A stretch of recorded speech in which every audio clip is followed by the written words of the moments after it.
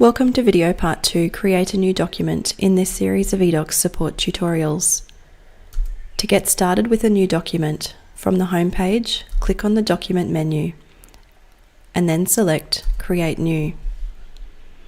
This will present a slide-out drawer on the right with options to select your chosen document.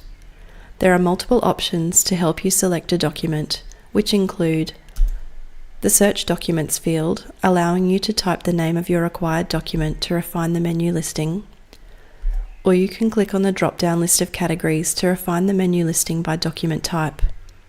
Otherwise, if you're not sure what you're looking for, you can leave both of the above options blank and scroll through the available list of documents using the scroll bar.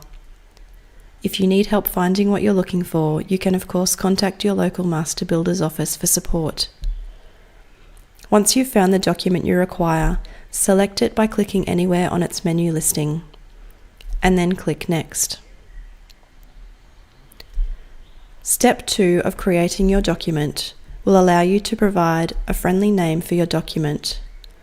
This is where you can optionally allocate your document to an existing job, or create a new job using the plus icon and adding a job name that you'd like to use ongoing for this and other related documents. Assigning a document to a job is not a required step, and you can choose to do this at a later time. For more information, watch video part 11, Jobs. The document you are creating will associate to your business profile by default to ensure your uploaded business logo is printed on your documents. Where you have multiple business profiles, you can assign your document to the appropriate business profile here. For more information about your business profile, watch video part 12, Address Book.